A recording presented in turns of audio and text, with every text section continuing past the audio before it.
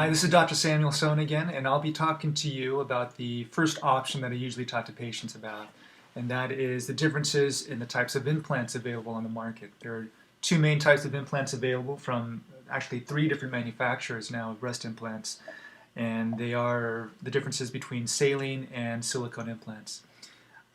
They're both very good implants. They're both very safe to use.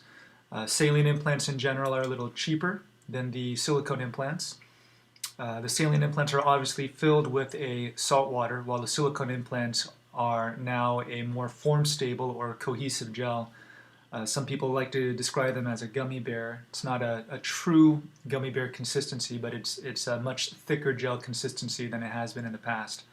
And these are now representing the fourth or fifth generation of cohesive gel implants available on the market. Some of the significant differences in terms of the appearance between the two implants after placement is that you can get some rippling and visibility through the skin, especially if you're thin-skinned.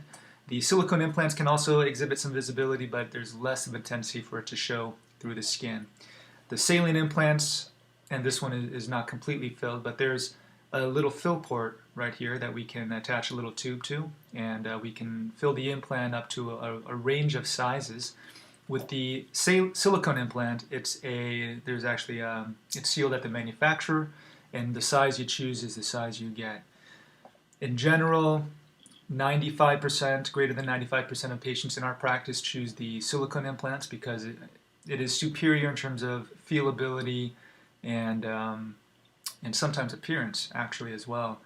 If you have hang-ups about the safety of the implants, the saline implant is still a very, very safe implant. And another main difference is that with saline you have an automatic detection method if there's a rupture. The saline implant will deflate and one breast will deflate along with it. With the silicone implant, you won't necessarily know it. The manufacturers and the FDA recommend that you obtain MRIs at certain intervals in order to help detect for rupture. The first MRI being at 3 years after the operation, and then every other year subsequent to that initial MRI. Rupture rates between the two implants are similar. However, some of the more recent data shows that the saline implants tend to rupture at a little bit of a higher rate. The last stipulation with the silicone implants is that you have to be 22 years of age or older to receive this implant. The saline, you have to be 18 years or older to receive the implant.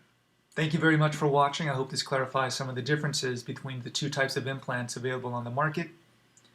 And hopefully with the face-to-face consultation you can actually get a chance to feel the implants and determine for yourself which one is appropriate for you.